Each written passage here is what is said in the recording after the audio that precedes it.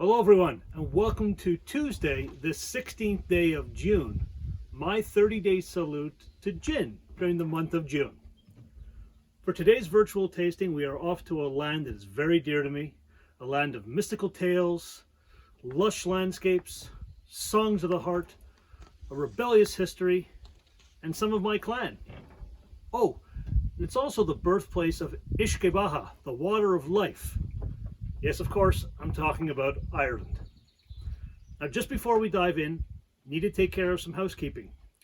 As my month of June revolves around an alcoholic product, all of my followers need to be the age of majority to follow along with June and, let's be honest, for anything that Somm4All does. So what does age of majority mean?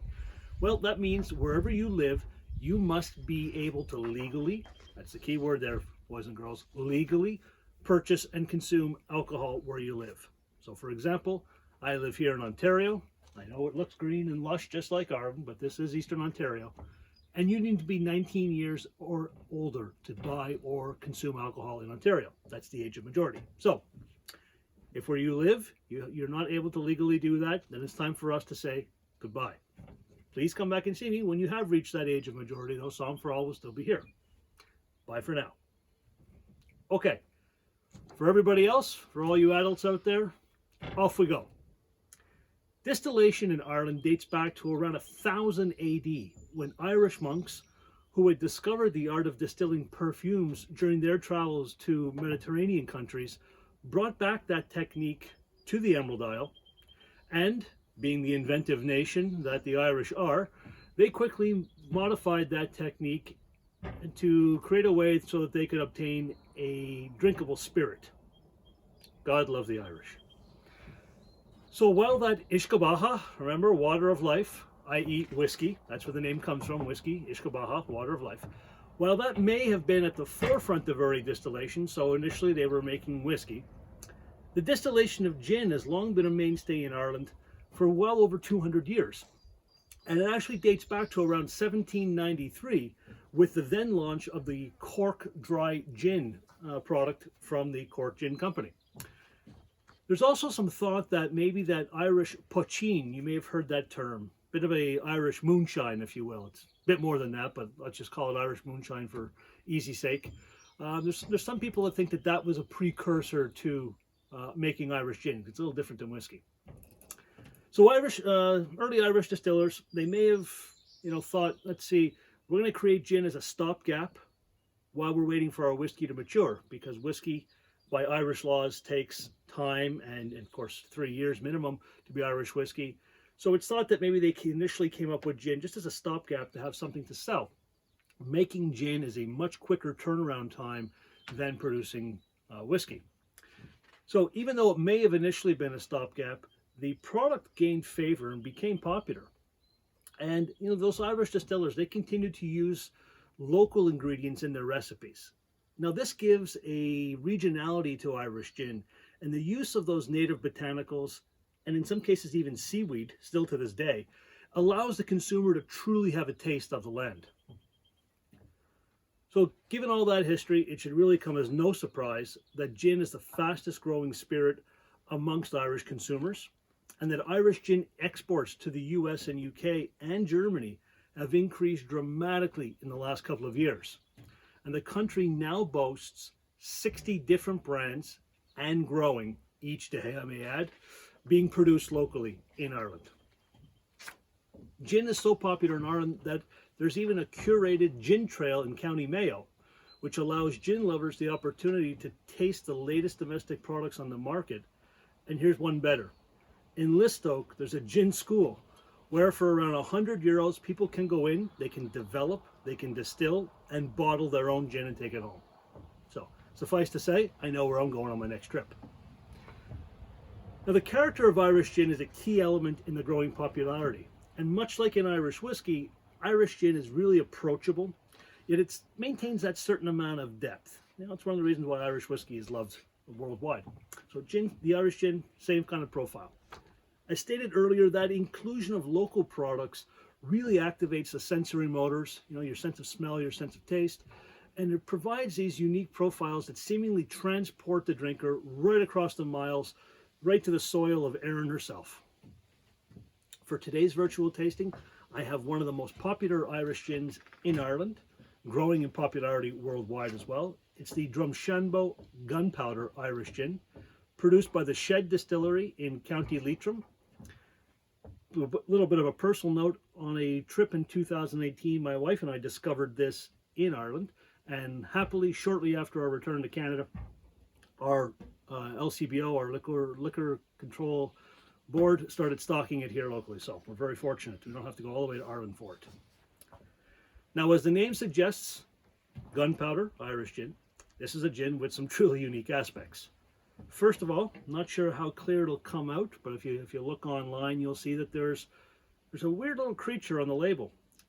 That's a jackalope. Yes, a jackalope. A mysterious and mythical crossbreed of a jackrabbit and an American antelope. Now, legend says that this creature was created during a lightning storm and that it can appear in Drumshanbo at a moment's notice at any given time, and just as quickly it can disappear. An extraordinary and remarkable tale that's actually very fitting for an extraordinary and remarkable gin. Shed Distillery was started by P.J. Rigney, who is a 30-year veteran of the drink industry and is also a world traveler.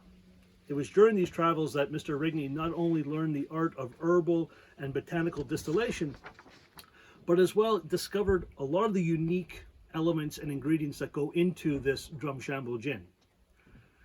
So now the gunpowder name, what is that? Well, that name references the Oriental gunpowder green tea from China that is vapor infused right into the spirit itself. The tea is named gunpowder due to its leaves being rolled tightly into small pellet-like shaped forms. Other botanicals that go into gunpowder gin, we've got juniper from Macedonia, there's Moroccan orris root, Romanian coriander seed, and caraway from India. As I said before, this is not your standard gin recipe. Even the citrus used in the gin is exotic. Kefir lime, oriental grapefruit, lemon from China, all in here. Again, very different. And then, of course, like I said earlier, Irish gins have that local touch. Let's not forget the local native meadowsweet, which is a small, delicate flower with pronounced floral notes, grows all over the area of Drumshanbo. That's in here as well, for that floral botanical. So all of these ingredients, and even a few more, go into making Drumshanbo what it is. I believe there's 12 all said and done. It's exotic, and it's lovely. Being produced mostly by hand in small batches and then rested for 30 days or some other unique elements of this gin. And you'll see the term slow distilled on the label. Again, I'm not sure if you'll see it in this video, but if you go online or when you see the bottle, you'll see the word slow distilled. Gin doesn't normally sit for 30 days. So that just shows you the testament to quality and to being a little different that PJ Wrigley had in mind with this gin. There's even a love story woven into the fabric of the history of this gin, as the town of Drumshanbo was chosen for the distillery not only to help boost the local economy and put people to work. I believe there's 28 locals that work at the distillery, but it's also the place where PJ Wrigley's family, his mom and pop, first met. So, love story, exotic botanicals, aging, boy oh boy, this thing's got it all. So a great story, but what about the product itself? Okay, well here's what we find out. So, taking a look at it, it's clear. The bottle is blue, the gin is not. So, clear, water white, clear, whichever way you want to call it.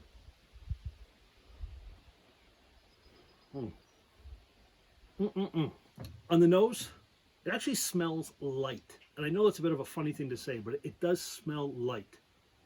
It's got some very fresh citrus notes right away. Lemon, grapefruit zest, some herbal aromas in there as well. Mellow juniper, so that pininess, nice and soft, it's there. Soft green tea, and then there's definitely some floral notes in there. Okay, we're going in for a taste now.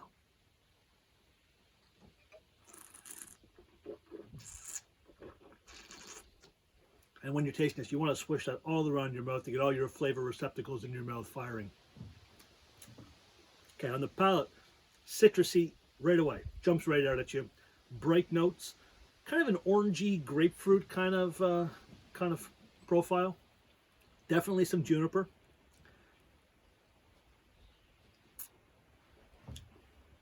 You get that green tea kind of in the middle of your tongue. So that green tea infusion comes through. And then there's some herbal and floral notes. And then just a little bit of a hint of spice. So, you know, nothing overpowering. Bright.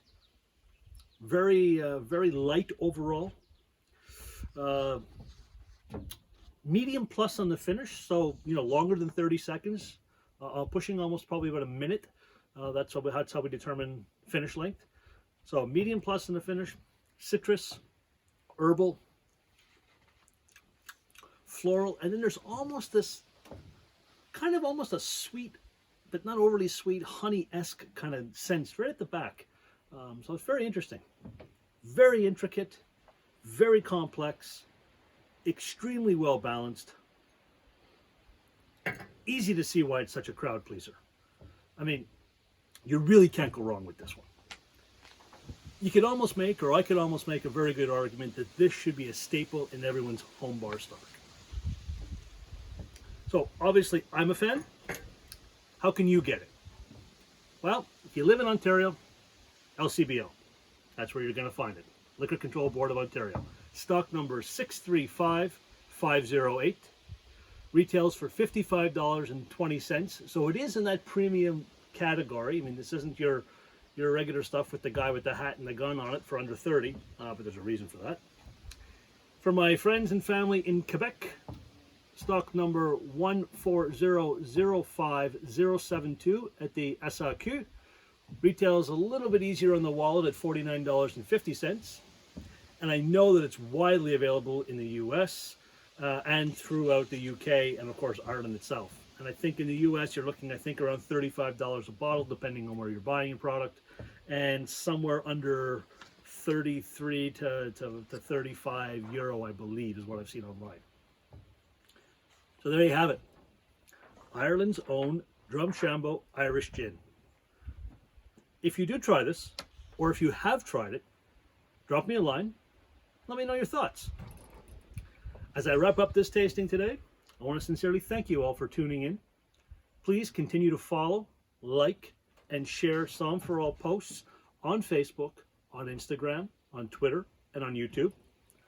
Tomorrow, Wednesday, I'll be posting about bitters, so be sure to look for that. And I'll have another virtual tasting all set up to go for Thursday. Don't forget now, Friday will be my gin cocktail happy hour live on Facebook. Be my third one, where I'll be making gin cocktails inspired by the products that I taste this week. So tell your friends, tell everyone you know, go online Friday. It's going to be at 4 p.m. Eastern Standard Time, Facebook Live, and join me. I don't take it too seriously. I make about 4 cocktails. It's a lot of fun. Great way to kick off your weekend, and it's about 18 minutes. So folks, goodbye for now. Be safe, everyone. More importantly, be well. And cheers from Somm4All.